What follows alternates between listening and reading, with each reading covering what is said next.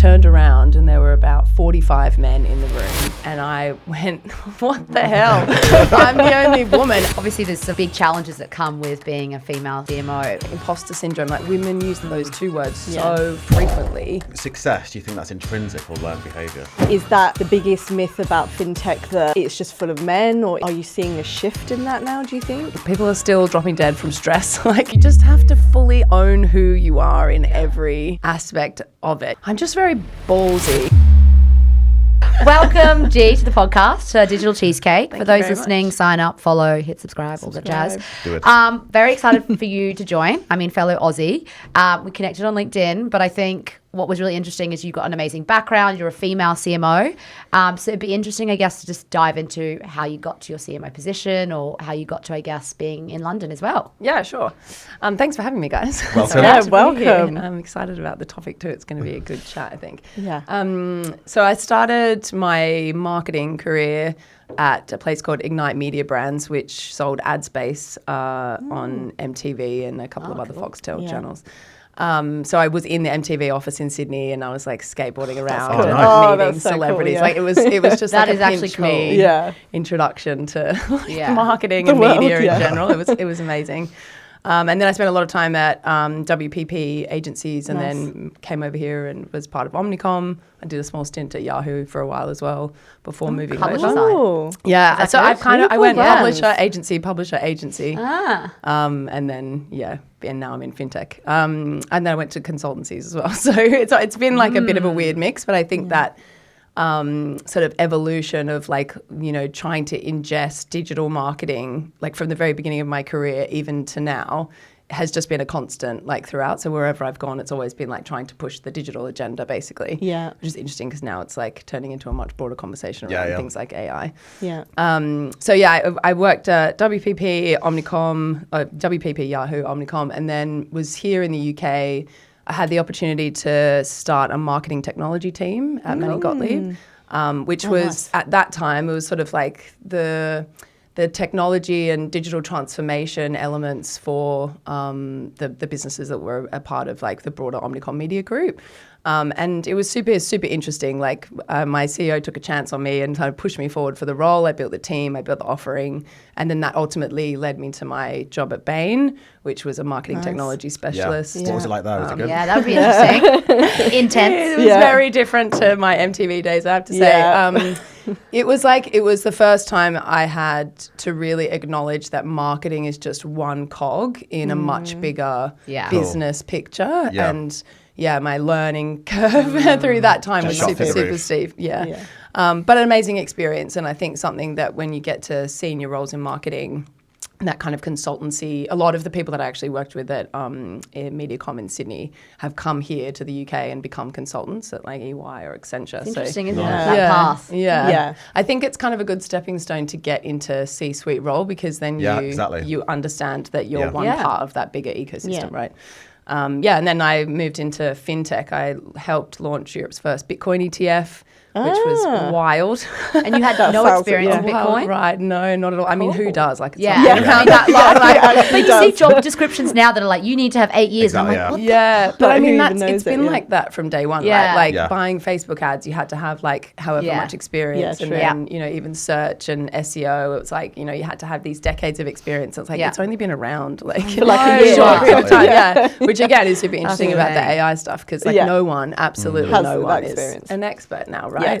I've been worked in crypto for a while, and now I'm the CMO for a fintech called Gresham. Cool. So it's been a wild ride, but it's been super fun. Yeah, and so is this your first CMO position, or you've had it before? Before, when I was at doing the crypto experiences, I actually worked for Nucleus, which had a number of different crypto businesses. So we were like building brands and trying to sort of launch them and scale them with different offerings. It was just in a full startup mode, like not getting paid at the beginning of it as well. And it was just a bit much, I think, that kind of startup environment. Wow. And so, I wanted to go back to something that I had sort of my feet on the ground. Why did you go for that role if you weren't getting paid for it? Yeah, Was it the it was experience, super or? exciting. And also, like, I'm a sucker for something new that's like, this is going to be That's the gonna new improve path you. forward. Yeah. I really bought into the Bitcoin wild ride. You know what's really funny as well? I bought Bitcoin having worked in the industry. I bought it at the worst possible time. Like if you look at my experience. purchases, it's like I'm just not. Yeah, I can sell the product, but I obviously can't Not a good investor. invest in it myself. Okay. So yeah, I just kind of took a chance, I guess, and ultimately it's been rewarding because I've been able to do the job that I'm doing now. But at the time, it was like, what am I doing? But not a lot of people are that brave, though. Yeah. Well, this is the thing, right? And I think we'll come on to it later. Is like I don't have, I haven't had kids. I didn't have, Nothing to lose. a family to kind of, Yeah. or even, elderly people that I need to look after to take that risk. So I still could. Yeah. I have a house and a mortgage that was kind of a bit scary to manage at the time. But it's like, why not? I'm very lucky that I can take those types of chances. So was it those sort of experiences that led you to becoming a CMO, or? Yeah, I think so. I think I just have always been raised to be like, why not? I mean, if I love other that. people can do it, why not you? Yeah. My dad really pushed both me and my sister. My sister's also has an amazing job in marketing, and he's really pushed us to be like, well, if they can do it and they can sit at the table, why can't you? That's interesting. Yeah. So success, do you think that's intrinsic or learned behaviour?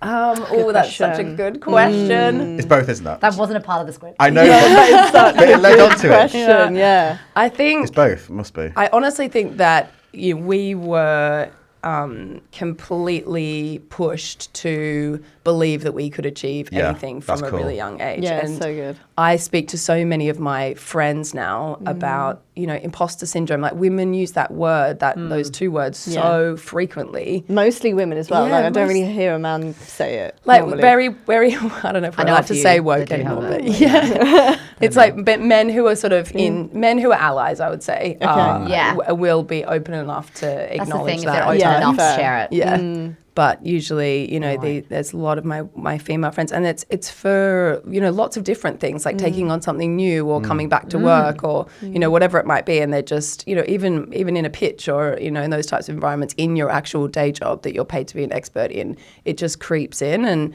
I didn't really, this is going to make me sound like such a dickhead, but I don't really have that. Like, I just think, why not? Like, if you can be there, then I can be there and we can have a debate about this and hash it out over the table. Like, I do think there's something about with your parents somehow a little bit. Like my dad pushed my sisters and I.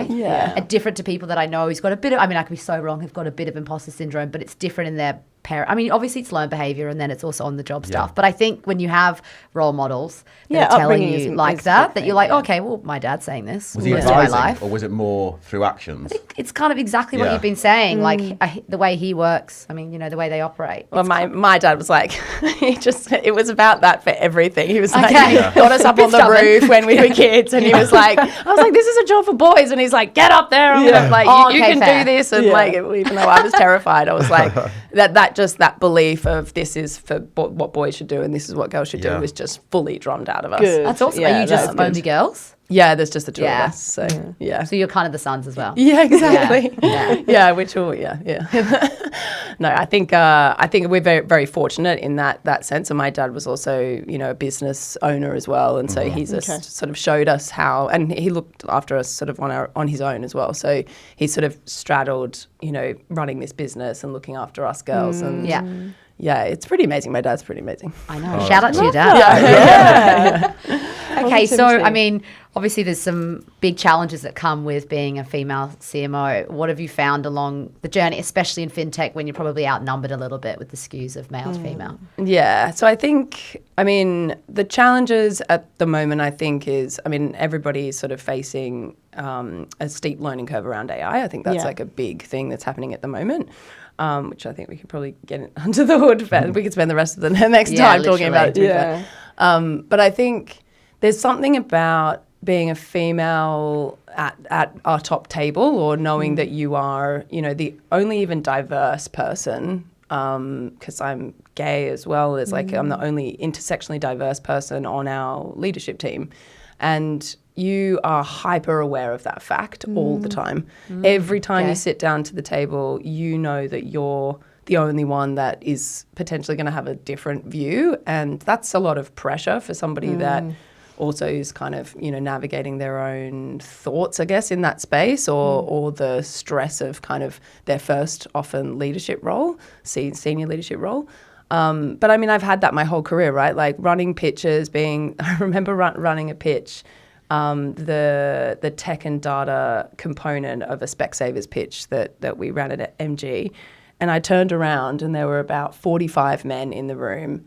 And I went, what the hell? I'm the only woman. And they all looked so awkward. They were like, oh, what do you mean? Weird, like, isn't it? and not that was a very diverse group. So, it was like there was other diversities in the room, but it was such a shocking experience. Yeah. I remember just having to blurt it out. And, I think blurting it out made You have people to. Did realize. you actually Make people say it? laugh. Yeah, I that. did. Yeah. I said it exactly like that. And I said, oh, sorry, okay, anyway, back to what we're doing, like running the session. Yeah. But yeah, like you're just always super aware of that fact. And I think, it's, is it our role to really help educate those people? It's up to other leaders, I think, to lean in and understand that too and be aware of that same fact.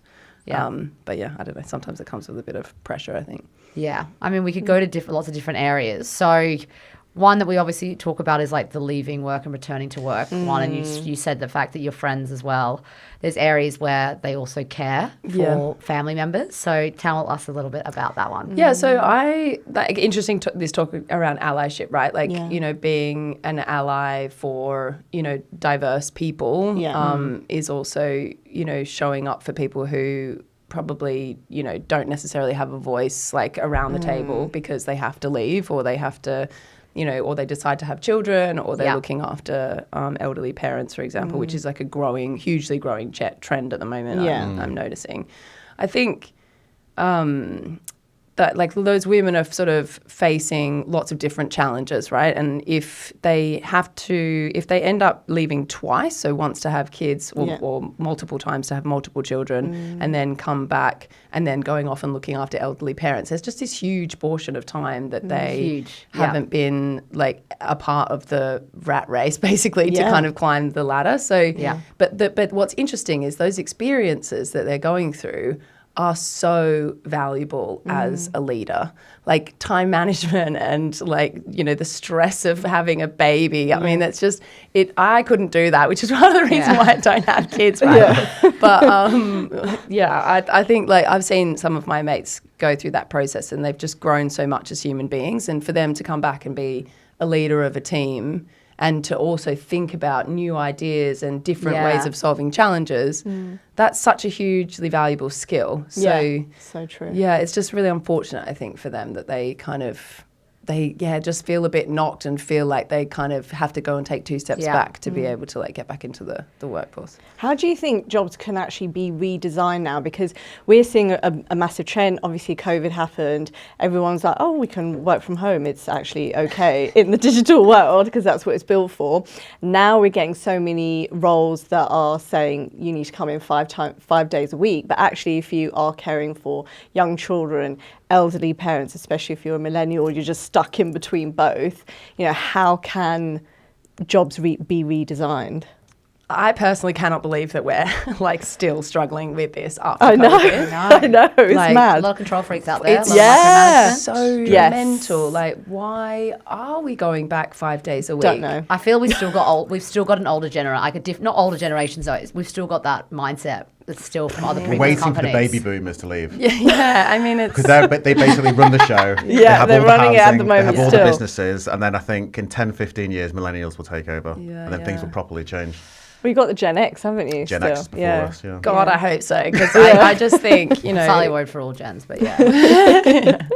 we're just in an age and stage now where it's like, why can't we do that? You know, why can't we have shared roles? And also, like, if you think about marketing, right? Marketing is very, I'm not sure if we're supposed to say this anymore, but left brain, right brain. You need to be super, super creative, think outside the box, do something different, but also back it up with, understanding of technology, the ability to report it, the tech and the data behind it, right? Yeah. Why so wouldn't true. you want 2 people to do that job? Yeah. Someone who was really analytical that could kind of come in and help with, return on investment analysis and MMM and all of that stuff that you need to sort of do, particularly for bigger organizations. And then also someone who works, 2 other days of the week that's super creative and has worked on amazing CPG brands potentially. So People just learning their ways around it, I think. I know some hires at the moment that are, some companies are saying, which I thought was brand new, big corporates have said, you know what, if you want to work on your own side project a few days a week, Loads of people are saying you that. can. Yeah. And I'm like, wow, because it's this whole new market of building new products and people starting businesses. That's very rare, but I think that's really cool that people are you kind of want to stick around with that company a bit if they are also giving you that kind of vision and supporting you a little bit. But it's not you're not going to have anyone like the EYs or anything that's going to do something like that. True.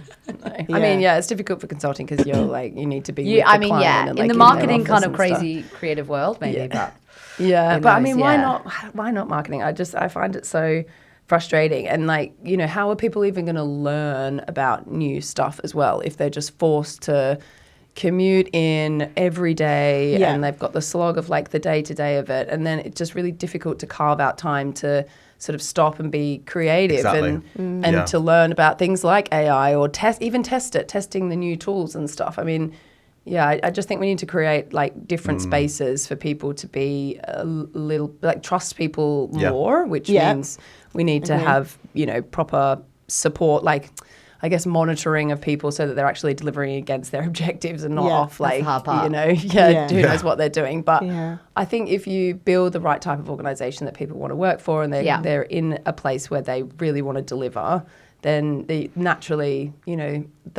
I think if you create that environment and allow them to have more flexibility, not just in their role, but also from where they work, I just think you're going to get the best out of people. But how do you 100%. upskill when you're in a role? Because a lot of people say to me who've been made redundant recently, now I can upskill and now I've got the time to look into AI and now I've got the time to look into TikTok. Well, TikTok's years old, so but how mate. exactly, it's years old. So, but a lot of people just don't have that time because they're just literally just splashing water, So how do you do that whilst you're in a role? Yeah, it's really interesting. So I think the great thing about AI is, and AI is broken into lots of different pieces, right? But when you think about what it's doing for the efficiency of your work output, it is, there are so many opportunities for you to make your day more streamlined, more efficient, or do 10 times the amount of work than what you could do without AI. Yeah. Even just this is a thing that I find so baffling that people don't know.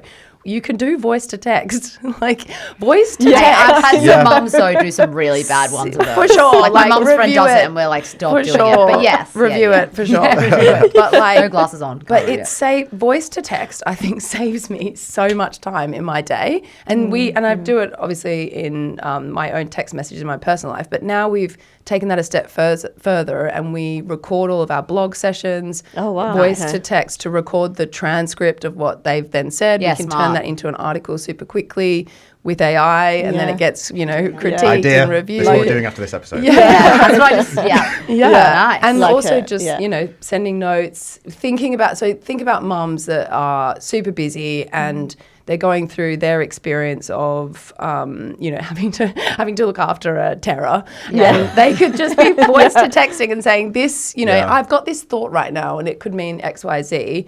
And then they're able to kind of take snippets of that and turn it into content that they can share online as a mum. I do think this market has helped women, or not even women, just even entrepreneurs start. My sister is going down the route, again, as a mum, and she's got a business, but she works for a company, but she's going down a route of building this food brand for other mums, etc. And she was able to do that because one, she could use ChatGPT to build her. So there's really cool that you can in the 1 to 2 hours a day extra that you might have as a mum or something. That's a cool product. Yeah, no, you'd love it. But it's kind of cool that I think there is a great market, even for mothers that can now, a lot more than they were. So there is positives, I would say. I think it's just about really leaning into it and trying to find a source that you trust that's going to give you information about testing AI in different ways, because if you can latch yourself onto that and read a little bit, I know that there's not a load of time, but if you can read a little bit about that, then when you're able to test some of it, then you've got all of these learnings. And think about returning to work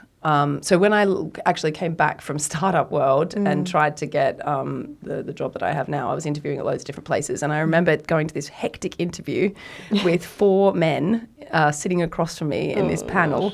And this guy was grilling me. He was like, what have you done in the last year? Because we turned off LinkedIn because we were waiting to get regulatory approval, right? And so we couldn't really say anything because we were kind of waiting for that to pass. In the interview. So I was like, we haven't done anything on social. He's like, yeah, the brand hasn't done anything on social in however many months. You aren't posting anything. Like, he really grilled me and really pushed me. Yeah, I don't know. Point? Did you like it? Well, the thing is, like, yes, it was awful at the time, and I left feeling like, oh my God, I'm never gonna get a job again, basically. But then, like, afterwards, I was like, hang on, that's actually a really good challenge, and it's pushed me to write articles on LinkedIn and actually think about my personal So something positive came out of it. Yeah. Did you get the job or no? No, definitely. Okay, sorry, you never know. It could have been a positive. Definitely not, but I did thank him on Changed the story LinkedIn afterwards as well. That's good of you. Yeah, I found him and Did I he was reply? like, yeah, he replied.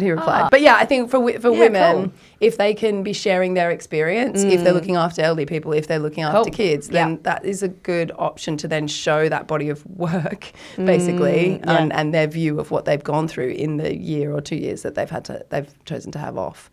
So yeah, something to think What about. do you think are some blockers, I guess, or like ways we can help if any female listeners, I guess, there's a lot that are out of a job, obviously, at the moment. Quite a few. And a lot of them are either listening at the moment is, you know, obviously you're not out of a job, but what would you say is, I mean, your dad's given you some great feedback, but what would you say is some things as a female that like are something to look forward to or ways to navigate it when you're changing jobs and careers? And, you know, it's hard because you've got 10, 15 men interviewing you in a fintech business, you know? Like, yeah, I think there's a few things. I think often the women who have been in successful roles and built themselves up through their career have a network of other women who are also at various stages, right? Like your network of women is really, really important. And not to pressure women to feel like they need to continue networking through that time, but to let them know that, you know, to speak to those women around them or men, I mean, anybody, about work and about what's going on, about AI, listening and learning about that sort of,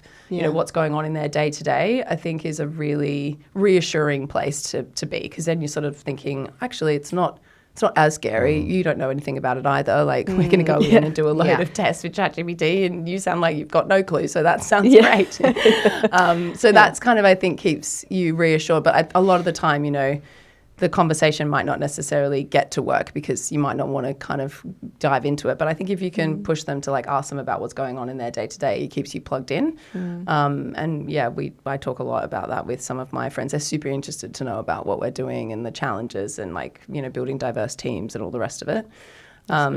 I think the other thing is, you know, like I said, writing about your content and your point of view and sort of what you've got going on. I think it's a really cathartic experience sometimes, you know, like journaling. Love getting it all like I'm off obsessed your with chest. journaling. Yeah. I think that will ultimately help with some of this sort of confidence piece around coming back to work and like the imposter syndrome stuff, because you feel more plugged in. Like it's not like I left on this day on the first day of my maternity leave and then I've come back on this day and there's been nothing in between. There've been these sort of little moments of staying plugged in that then make it easier for you to kind of step back in, I guess. What about techniques for confidence? Stepping into a hectic boardroom, you know, like obviously you probably had most most moments of doing something for the very first time. Yeah. And it's terrifying. Do you know what? I was in a board meeting, actually. I was thinking about this the other day. And I was the only woman in the room. And I was sat at the front. I was wearing a pink blazer. And I remember thinking, I'd be coming in this. why did I wear this pink blazer I do today? like pink. I mean, it looks fabulous in this environment. It's in this environment, But at a private equity board meeting, it probably wasn't the best choice. And I was at the front and I flicked my pen accidentally and it landed in my hair. Oh, I love that. And I was like, and I was talking to everyone as I'm taking this pen out of my Just hair. casually. And I was like, oh God, why? And, you know, you just have to own it. I mean, you just have to fully own who you are in every aspect of it. You know, you aren't going to, like, I don't know anything like as much as everybody in that room does about business. You know, they've all done business degrees, the majority of them. But I'm there, you know, offering a different point of view. And I'm super engaged in the meeting so that the opportunities for me to show my skills come through by just wanting to be there and being super engaged. Yeah. Like, you know, for example, one of our partners asked about, I don't know, something to do with our relationship with Gartner. And I said, oh, yeah, I've just emailed it to you because I had my laptop on my lap Nice. and I was fully engaged in Yeah. you know, giving him that information right away. And I think being there, showing up, like being fully committed to your role and acknowledging that you're not perfect in any way, like, you know, I'm not perfect at all, as the pen showed me, but you know, like you can admit that and sort of be there as your authentic self. And I think there's so much credibility in that, especially with a table full of, no offense, men, because they're not really that authentic. Like a lot of the time they don't say what they think. They'll be slacking it to me, but they won't actually Guys say it generally around are the bad table. communicators. Thank Well, you. it's a generalisation, sometimes I but just it is stare at very Sarah. true. And I want telepathy, don't I? I just want you to Most know of the what time, I'm thinking just through eyesight. Yeah. But this is the thing, is that like for hard women work, who mate. kind of want to get into fintech and they're like, actually, I don't want to go into beauty fashion, I don't Yeah. have to, you know, is that the biggest myth about fintech, that it's just full of men, or are you seeing a shift in that now, do you think? It is really difficult for us to build diverse teams. Okay. Like straight up. Yeah, That's my husband in interesting. finance is saying, he's like, it That's is impossible. interesting. Straight Yeah. up. But it Yeah, it's is hard. such an exciting industry to Okay. work in. That's good to know. It has such a huge impact doing anything in the finance industry. Yeah. Understanding how the financial markets work and just finance in general. It is literally how the world works. Exactly. Yeah. Yeah. Pretty and cool. it is really is. interesting. When you explain it, like, that's why you're a marketer. Yeah. That sounds Need to add that to our next campaign. But like, I think if we can get more people excited about, you know, the trying to kind of work with these people and get them to think differently, and you know, you're allowed to be a lot more creative, I think, as well. Like we're running stuff at the moment that's like, it's just memes on LinkedIn. Like we've got such great free reign to do Okay, that's great wild. stuff, because you know, Yeah. B2B fintech marketing is boring as hell. Yeah. Like make it fun, make it really dynamic. I think, you know, you could work for, and I've worked on beauty brands. I've spent a lot of my career working for beauty. My sister's a beauty specialist. It's just the same stuff. I agree. I mean, no Yeah. offense to my sister, who's very literally right now in a pitch, I think, talking about how it's not the same stuff. But like, you know, it's a face. You put stuff on the face. Like, you know, we're talking about completely different countries, new regulations, how It's tough. you know, like how they're all adapting to AI, what the user Yeah. experience is like for all of them. Like it's so broad and so diverse and so interesting that we need more people to lean in. And it's not just women, it's diverse people in general. Like, you know, we've got a grad in our team, and to actually find somebody, you know, that to build a diverse group within our team was really difficult. Like we were just getting the Interesting. same That is candidates over interesting. and over, and I was like, I pushed the program that we run it with to say, like, where's the diversity in this We need to group mix of it up. people? Yeah.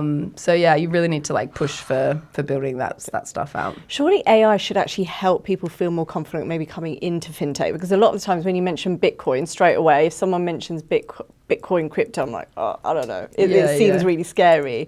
But maybe do you think AI will actually help people to get that confidence to get into the fintech sector? Potentially. I think it's just admitting. So I think having grown up in digital marketing and literally convincing KFC to run their first Facebook ad. Like I remember the gosh. conversation. So like crazy, trying to hey? get we used to be at the end of every presentation. It was like, please spend money on digital, please come and Oh, I joined for this. years. I remember it. Yeah. It's ridiculous. No I one remember was everyone there. was like, They were like, oh no. Yeah. It's just annoying. Like just no one ever wanted to do any of it. And then, you know, a few years later, all of the digital spend's completely taken over TV, and like we've seen that shift, right? Yeah. I think we're at this place now with AI, and you know, crypto is just another sort of example of it. It's trying to shake up the finance industry, right? But, or how we spend money, how we use money. But I think with AI, it's like no one is an expert in it yet. Like, you know, there's lots of people who are working in it, but there's always a new example of a different way of using it or a different way of thinking about it or new kind of, like there are brand new AI companies popping up every all the time. second. So, literally every second. For They every do say single like the use martech case. and the tech business in general is going to really struggle just because there is so many new business. Like it is tough and people are going to choose one or the other. Like they're going to choose the software that will work. I mean, it's tough. Did you hear about that solopreneur? I think it was this week or last week. It was just him. He sold a tech product. It was like 80 million. It was just him It's wild. On his Amazing. own? on his own. Because I don't really- I can't ChatGPT can believe do the that. code as well. Like, I mean, that's the thing. Like, it's when, so there's AI, right? There's individual AI use cases, like we talked about with the voice to text. But then there's overlaying that on top of other ideas and building out the entire business through different models or different, AI tools.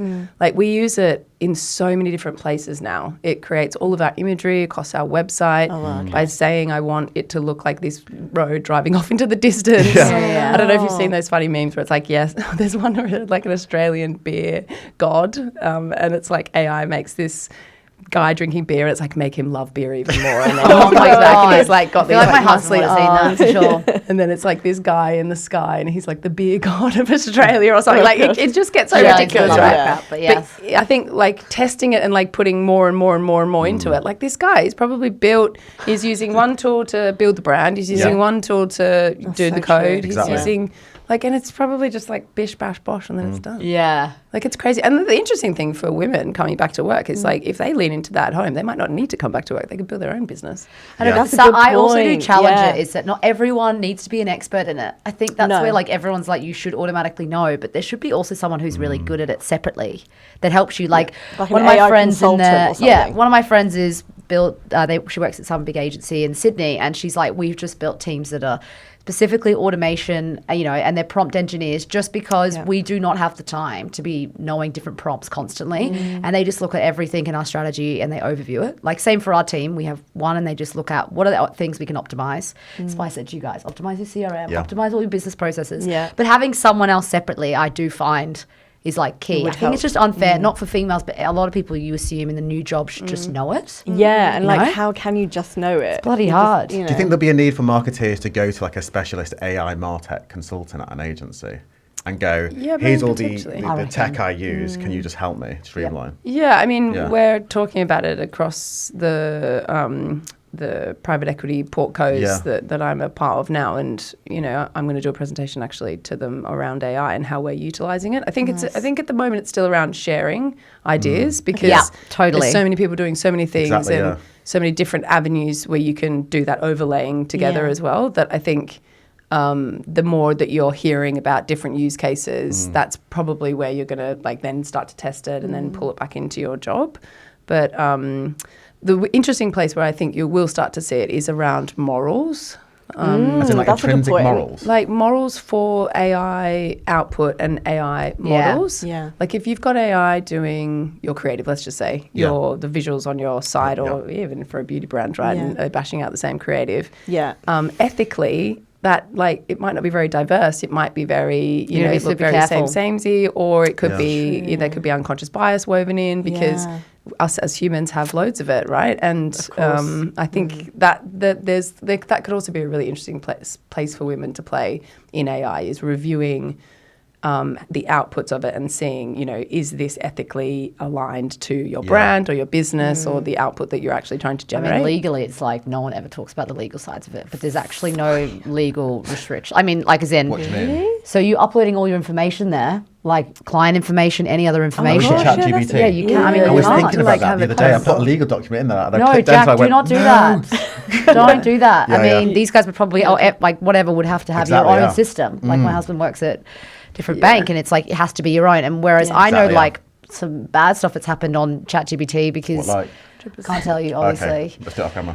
But we'll go off camera. But it is so, I mean, like, the stuff you upload there is, so, I mean, like, you have to be cannot. careful. But Again, don't like, think about it's their own, they own the data. But it's not like you. TikTok. crazy. That's the it's like problem. that whole, Yeah, crazy. TikTok situation where it's like, we every platform happily owns the just data. give all of our information and our face and just absolutely Yeah. everything to TikTok. No one Yeah. thinks twice about it. And your kids' information as well. Well, That's the a problem is different it's a private ballgame. I business, don't and understand so they that, can but do yeah. whatever they want with it. There's no regulation for TikTok. You're supposed to have all of that stuff turned off. You can still use Correct, the tool yes. if you've got it's not allowed to be used within their algorithmic training and stuff. But and we work with finance industry in the finance industry, right? Like there's everybody, every single one of our clients and our competitors are all trying to deliver the next, data automation, AI tool, cloud native tool.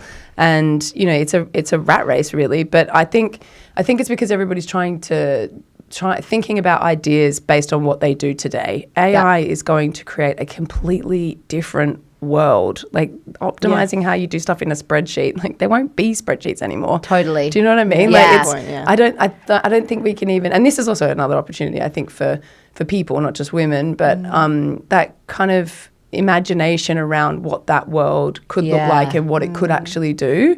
And it's not just AI use cases, right? It's like all types of technology. We are literally living in the sci-fi era. Literally the Matrix. It's all possible, So Sky. thinking about those use case, like those ideas where it's like, if only I could do this with technology in a movie, it's probably possible. Yeah. Yeah. So putting those types of ideas You should into really go either down the AI businesses. route. I feel like you've got some great ideas. I'd like to be fair. But I mean, how do you become a specialist in something that's just Still started. developing. Yeah. Yeah, just started, Yeah. still developing. Yeah, have you guys seen new careers in it in your area? Not at all. Just with, AI like consultants. AI tech, like SaaS Yeah. businesses. Yeah. I mean, that's popping off at the moment. There's been lots of change within a lot of SaaS businesses. I'm seeing more businesses ask for AI consultants. Yeah, So there is AI that consultants. opportunity now. But I've not met one though. No, I haven't met one. But I've not met an Have AI you? specialist I've marketeer. met a couple. I have, but they're also Can you learning intro though these? at the same time. Yeah, I found. yeah. Are you I serious? Because I've not met any. They're not cheap. No, just to know, just to get in their head, just like Yeah, what's for going sure. on. to know But I mean, what- the majority of them are just learning on the go. Exactly, Yeah, yeah. the ones that are doing MBAs at like Oxford and stuff because they're trying to learn it from somewhere. Yeah. Yeah. Not MBAs, There's but the course from there. Right, Yeah. okay. But I think this is really interesting, right? Like when we were at the very beginning of like the digital marketing era, people were going to uni to do marketing degrees. I know. That were Digital was totally I know. redundant. Yeah. It's Yeah. like you're going to go and spend 3 years doing this instead of going and learning what Google and Facebook are doing, which pretty much shaped the industry. Totally. You should be at an agency learning how to do this stuff because it's going to be way 100%. more beneficial for you and maybe go and do like a degree later after you've kind of got that knowledge and maybe it's business rather than you do a degree? marketing. I never went to uni. No, Yeah, they're still I'm teaching so annoyed the I same went to uni. curriculum in marketing, like the 4 Ps. and this, Yeah. I'm talking about. Oh, I love that you this is listened to that. Yeah, but this is 20 It killed years me ago. when I went to uni and then I cut my degree short because I was like, I'm going straight into the workforce. Yeah, and I was so honestly, happy I did. yeah, 100%. But a lot, I mean, like we've got apprentices in our team now, which is much better Yeah. that they can just go straight into Yeah, working. Yeah. I think I mean, it's been really interesting. I don't think there's very many people that work at Bain that haven't gone to Oxford or Yeah. Cambridge, Yeah. basically. Exactly. I mean, for that, yeah. But I think you like can still become an expert in your industry, and AI is presenting this amazing opportunity for young people now. Yeah, so true. To be able to Yeah. learn and go and work at these AI startups and understand, how it's all working in the back end, and they're going to have way more experience than someone that's spent 3 years slogging away at like a engineering or tech degree. 100%. Yeah. So do you think it's been easy to get into your career, or you've had to like, not always easy, but like a lot of people are like, how do I make the jump to CMO?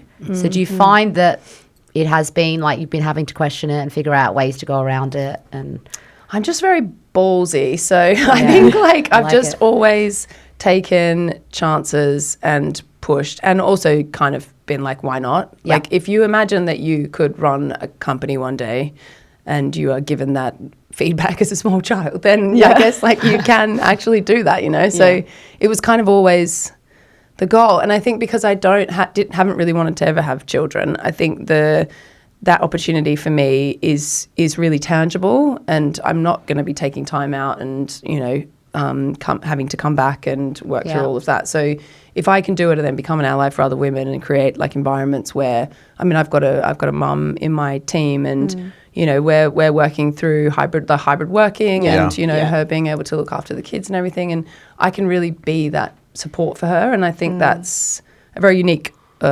opportunity. So Yeah. I need to sort of push it. And that comes from taking risks, I think. Yeah. Like from just going all in and saying, yeah, why not? And this, like being okay that I don't know stuff. Yeah. It took me a really long time to say that though. To say what? Yeah. I don't know. I don't know. Yeah, a lot of Like, people what, Was don't it ego? say that. Was it ego or? As you got older, Because no? because when you're a duck that's like pedaling yeah, yeah. underwater Yeah. and you don't want the men in the room to know Yeah, that yeah. you're totally probably freaking out, which a lot of Yeah. that's only really come like later I think in my career as the jobs have gotten bigger and the pressure's gotten more. Yeah. But you don't want to say I don't know, or can I get back to you on that? I think that's Yeah. also something Yeah. a Love that really one. Fine. great Yeah. skill to have. I Yeah. love saying that. So the two things, why not? Can I get back to you on that? Exactly. Because you don't have to have the answer, because there's no point in just spewing something out which Yeah. actually probably doesn't even make sense, or there's nothing exactly. behind it. I've done that so many. I reckon Unless I've you done that a few blame it on times, and I've ChatGPT. gone, shit, I should have used that one line. I've done it a few times, and they're like, that didn't make any sense. But that's a good line. Yeah, yeah. People learn do, that one. yeah. I think, let me get back to you on that one. Yeah, let It's me fine. get Yeah, Let me ask ChatGPT. exactly. Oh, I Which is mean- probably what it means in this tone. Yeah. That is a problem. I'm a little bit addicted. That's okay. Claude, guys, Claude. It's called. Oh, do you like? you Yeah, like but I feel like Claude? fintech lawyers, they love Claude. Like it's a real big. What do you think is the? Why do you love it so much over ChatGPT? I think it's better at writing content and Yeah, telling okay. stories. Also, I just think everybody's using ChatGPT, so know. thinking about some of the other tools out Yeah. there is really, really important. And we use a mix of all of them together, to be fair. Yeah. Yeah. And then like mush it all into one. Literally. Yep. Okay, cool. Is there anything you'd like to, I guess, say at the end, because we're wrapping up, just to more about, like, I guess, even females or CMOs, or really what you think the hope is, maybe a bit more? Oh God, the hope. I mean, I just hope that we live in a world that makes it easier for people to have better work-life balances. Yeah, and 100%. I think that for men as well as women, really. Like for women, it's just be ballsy. Yeah. Like put my G hat on the next time you go into a meeting and just like put on that persona. But I think for men, like also share more, take a step back, maybe look after your elderly parents instead of getting your wife to do it, which is wild. Yeah. Because I think it's going to teach you a lot, and I think that we need to live in a more compassionate world. Like people are still dropping dead from stress. Like we need less Yeah. stress. Yeah. Don't We need need to be less sat stress. and chained to a desk all day. Yeah. And if AI can help us do that, then and hybrid working or hybrid jobs or blended jobs, then we should definitely all be pushing that agenda, I think. Cool. Yeah, I like that. Thank Thanks you so much. That was great. Thank you.